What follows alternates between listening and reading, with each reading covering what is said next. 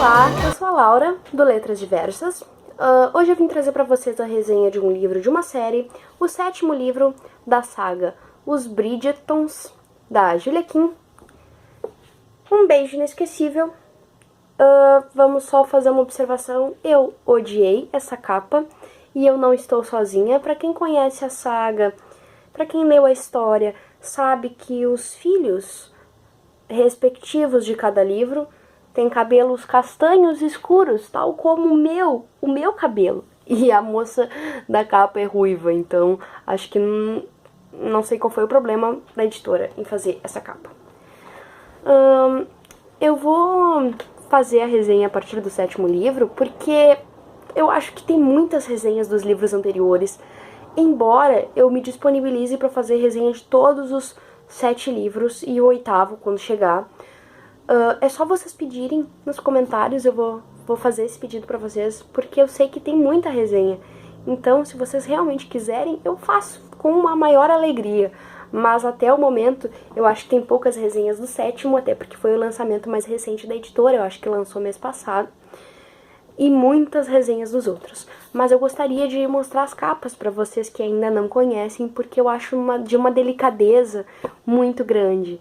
Gostaria de mostrar pra vocês, pra quem ainda não conhece as capas. Então, o primeiro livro é o Duque e eu. Gosto dessa história, gosto bastante. O Visconde que me amava, meu 3º livro favorito da série. Um Perfeito Cavaleiro, o meu livro favorito da série. E agora vem o apedrejamento por causa disso, porque a maioria das leitoras da saga Bridgerton não gostou tanto desse livro quanto dos outros livros. Bem, pra mim, esse é o melhor de todos. Depois eu poderia explicar o porquê disso, né? Mas hoje não é resenha desse, e sim do 7º livro, tá? Os Segredos de Colin Bridgerton, meu 2º livro favorito da série, e o mais grosso também. Por isso, talvez, entrou na minha faixa etária de favoritos. Faixa etária de favoritos. Está errado, me desculpem. Para Sir Philip com Amor, o livro que eu menos gostei da série. Eu achei muito enrolado. Eu achei que a Julia Quinn protelou demais a história. E poderia ter sido mais objetivo. E um protagonista amoroso, um protagonista homem mais desenvolto. A minha opinião foi essa. A capa mais linda da série e também uma das melhores histórias de romance histórico que eu já li. E olha que eu já li bastante nesse gênero. Livro 6, O Conde Enfeitiçado.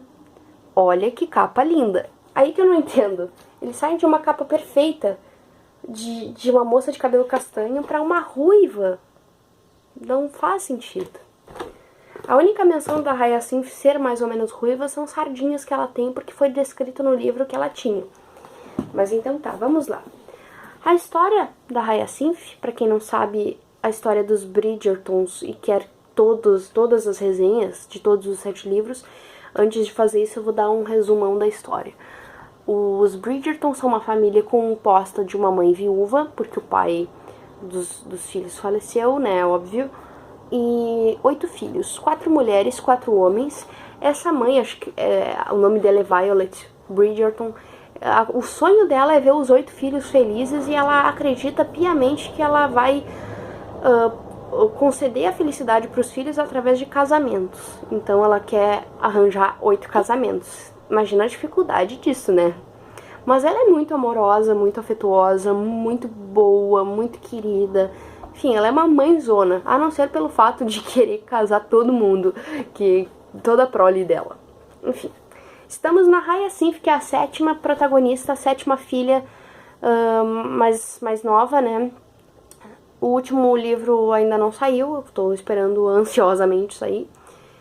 E o par romântico dela vai ser o Gareth, que é o neto da Lady Danbury, descrita nos outros livros. Pra quem não sabe, é uma senhora idosa, muito franca, muito sincera, sem escrúpulos pra falar o que ela pensa, ou pra fazer o que ela acha que deve fazer, sem pensar 2 vezes. Já causou escândalos em bailes, escândalos saudáveis, nenhuma maldade. mas é realmente muito franca. E o neto da Lady Danbury, que é o Gareth, é o único neto que ela gosta, segundo ela, palavras dela, é o único neto dela que não é um imbecil. Engraçado isso. E por a Hyacinth ser muito parecida com a Lady Danbury, só um pouco mais, uma versão um pouco mais nova dela, elas são amigas e elas se encontram na casa da Lady Danbury para ler nas terças-feiras, sempre. Então todas as terças a Hyacinth vai até a casa da Lady Danbury para ler para ela, para passar uma tarde lendo para ela, porque é um entretenimento padrão do século XIX em Londres. E com a chegada desse neto dela, que andava sempre sumido por razões de... Ele e o pai se desentendem desde a infância, tanto que o livro começa com um prólogo da infância do Gareth, porque eles não são pai e filhos biológicos. A mãe do Gareth gerou um filho, gerou ele, né, com uma outra pessoa, que vocês vão descobrir quem é bem pro final do livro, e ele é bastardo. E o Gareth tinha um irmão, que era um irmão filho biológico daquele pai, só que ele acabou falecendo. E aí o título agora vai pro Gareth. Acho que é um título de... não sei se é um título de conde ou de duque, eu não me lembro agora, e fica muito chato eu abrir o livro pra falar pra vocês. Enfim. A Hyacinth, ela quer se casar. Ela não é como algumas das irmãs Bridgertons que não tem a menor vontade de se casar, não tá nem aí pra casamento. Ela quer se casar, só que ela não vai se casar com alguém que não seja o amor da vida dela, né? Então é isso que ela quer pra vida dela. Ela quer romance, ela quer alguém que ela goste, alguém que goste dela. Nada mais justo, né? E às terças-feiras ela vai na casa dela, da Lady Danbury ler, assim que eles começam a se falar. Só que isso não foi o estopim da coisa. O estopim da coisa foi que, por não saber quem é o seu pai biológico, o Gareth, ele fica meio atordoado com isso. Até que a cunhada dele, a viúva do seu falecido irmão, um dia chega na casa dele com um diário escrito pela avó do Gareth por parte de pai. E esse diário tá em italiano e ele não sabe ler italiano. Aí ele precisa de alguém que traduza esse diário. Como ele não sabe a quem recorrer, ele vai até a avó dele, a Lady Danbury, pra buscar, pra ver se ela sabe alguém que seja capaz de traduzir italiano. Quando ele chega na casa da avó, a Hyacinth tá lá, lendo pra ela, né? E já rola aquela fagulha de sentimentos e paixões e atrações entre eles, né? E aí, olha só, ela sabe ler italiano e se oferece pra ajudar a traduzir o diário. Como nenhum interesse escuso, ela só se oferece, porque naquela época uma dama educada, uma dama da alta sociedade londrina, ela tinha poucas oportunidades de entretenimento, de diversão. Era um tédio, né? E aí ela se oferece com o maior prazer. Ela não é fluente em italiano porque a empregada, a governanta dela, ensinou assim uns bocados de italiano. E é aquilo ali que ela vai usar pra tentar traduzir o diário. E ele aceita, né? E pra isso eles vão ter que se encontrar, eles vão ter que se falar, né? Como é óbvio, faz parte, né? E eles vão... ela vai aos poucos traduzindo o diário. Até o momento não tinha nada muito interessante, até que surge uma passagem de joias que ela tinha escondido do dote na hora de se casar e tinha conservado com ela essas joias e tinha escondido as joias na casa que hoje é do pai não biológico do Gareth. Aí a Hyacinth, pronto, resolve que tem que achar essas joias porque tem que dar pro Gareth, porque assim, quando o pai não biológico do Gareth morrer e as dívidas do título dele forem todas pro filho, ele vai ter como quitar essas dívidas. Gostaria de lembrar que o Gareth é um dos primeiros, se não o primeiro protagonista homem amoroso dos Bridgertons que não tem dinheiro. Ele não tem grana, tá, gente? E aí ele fica assim, meio relutante, ele acha que não vai dar em nada essas buscas e aceita ir com ela na calada da noite, entrar na casa do pai e tentar achar essas joias e roubá-las. Não dá certo, é infrutífera essa busca. e vai se mostrar infrutífera por muito tempo. Nessa altura do campeonato, a atração entre os dois já é inegável, porque um pouco antes dessa busca desenfreada pelas joias começar, foi aniversário da Violet Bridgerton, que é a mãe dos 8 filhos. E ela deu um baile, uma festa na própria casa, e o Gareth foi convidado, e foi. Só que acontece que o pai também foi convidado, o pai do Gareth, e apareceu. E eles trocaram cumprimentos muito estressados um com o outro, ele ficou muito estressado, e a Hyacinth veio para ajudar ele, e ele, no calor do estresse, foi lá e deu um beijo nela. E, bom, aí a atração entre os dois ficou evidente, né? E nisso a avó do Gareth, a Lady Danbury, e a própria Violet Bridgerton já tá enlouquecida, né, maquinando planos para os dois se casarem, porque as duas acham que vão ser um casal perfeito. E dá certo. Depois de uma certa altura do campeonato, ele a pede em casamento e ela fica enlouquecida de felicidade, porque ela já estava gostando muito dele. Só que o grande problema, é que no dia desse baile de aniversário da senhora Bridgerton, aconteceu uma coisa que não ficou no conhecimento da Hyacinth, até bem mais adiante no livro, que foi o seguinte: o pai do Gareth observou o Gareth cortejando a Hyacinth, e ele disse o seguinte pro filho: tu nunca vai conseguir cortejar uma Bridgerton, tu é um bastardo, tu não tem a menor condição de se casar com uma nobre como ela. Então ele resolve pedir em casamento ela, principalmente, ele também gosta dela, mas principalmente para provar que o argumento do pai está errado. E como a Hyacinth já era bastante apaixonada pelo Gareth, quando ela descobriu isso, ela ficou bem arrasada, entendeu? Ela queria se casar por amor, não para provar um argumento, entendeu? É óbvio. E aí eles discutem, eles brigam, né? Tem uma série de desentendimentos, mas ela resolve continuar ajudando o Gareth a encontrar essas joias. E eles conseguem se entender, tá? Mas não encontram as joias de jeito nenhum. Mas o casamento com a Hyacinth vai deixando ele com o espírito mais leve para encarar o pai. Vai deixando ele mais feliz com ela, porque ele tá começando a se apaixonar por ela.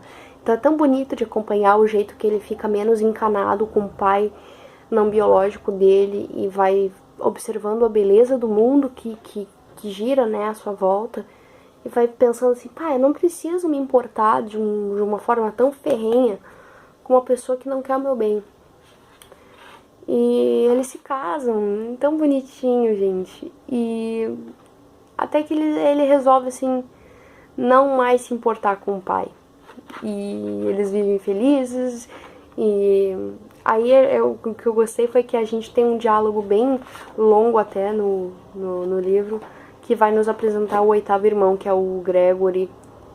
E ele vai se mostrar outro devasso. Eu imaginei que ele fosse uma personalidade mais doce, mas a gente só vai descobrir no 8º livro. E então eles se casam e ele resolve ligar o dane-se para o pai dele. E eles vivem felizes, assim, sem muito dinheiro. E agora eles reconhecem um pro outro que se amam. E ela consegue concluir a tradução. Na verdade, ela pula muitas páginas da tradução do diário e vai direto para a passagem onde a avó do Gareth diz quem é o pai biológico dele. E aí sim, ele descobre que o pai biológico dele é o tio.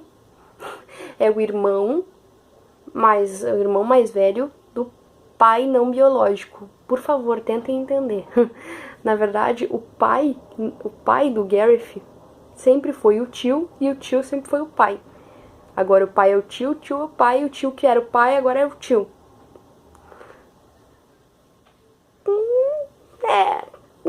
Super claro, né? Tá. Então, o irmão o tio, a pessoa que ele sempre achou que fosse o seu tio é o seu pai. E a pessoa que era o pai, até onde nós sabíamos, é o tio. Quando o Gareth conta para o seu tio, né, a descoberta que ele fez, aí que ele se liberta da tristeza e do rancor que ele tinha pelo pai e vai viver a sua vida feliz com a Hyacinth. E aí nós estamos chegando no fim do livro. Eles ficam felizes juntos, dá tudo certo, eles têm uma filha. E uns anos depois, esse tio dele, pai, enfim, morre. E aí eles não... acho que com o dote da Hyacinth eles conseguem quitar as dívidas, né? Porque o dote dela era muito grande. E eles se mudam pra casa que era do pai do Gareth. E lá eles têm a filhinha deles. E é a filhinha, anos depois, que encontra essas joias. E ela é uma pestinha, porque ela não falou que encontrou as joias. E assim o livro termina. Ela não conta que encontrou as joias. E anos depois a Hyacinth continua naquela casa procurando as joias. Ela é muito persistente, gente. Vocês não estão entendendo. Então é isso, gente. Esse foi o 7º livro dos Bridgertons. Novamente nos deparamos com um protagonista que ele tem uma personalidade dura consigo mesmo, meio devasso, meio omissor dos seus sentimentos e não reconhece o que ele está sentindo. E nós temos aquela protagonista que sabe perfeitamente o que está sentindo, está perfeitamente situada nos seus sentimentos, mas que está com medo de falar pro seu amor e não ser correspondida. E no final tudo dá certo, porque Juliaquinha é maravilhosa, gente! Amei esse livro, só que assim, não foi o meu favorito. Meu favorito continua sendo o Perfeito Cavaleiro, livro 3. Tá, gente? Tu não deduz um final, assim, porque pode ser que um dia a menina, a filha deles, resolva mostrar que achou as joias e pode ser que isso nunca aconteça. Mas o meu único defeito que eu vou apontar nesse livro é que acho que ele foi o livro mais fino de todos. Ele conta com 270 páginas. Aqui o nome da filha deles era Isabela, tá? Pra quem ficou faltando essa informação, agora não falta mais, era Isabela. Tanto o nome da avó por parte de pai do Gareth, quanto o nome da filha deles depois. Então é isso, gente. Tá terminada a minha resenha de Um Beijo Inesquecível. Eu recomendo a leitura deste e de todos os livros. Vou mostrar rapidamente as lombadas deles pra vocês verem como são lindas, porque elas têm a mesma imagem das capas dos livros. Isso é muito raro numa edição. Aqui não estão em ordem, é claro, mas aqui estão os 7 livros. Estou aguardando ansiosamente a editora Arqueiro pelo 8º. Então, edite logo esse livro para nós, para que nós possamos lê-lo e para que nós possamos nos agraciar com o último irmão Bridgerton.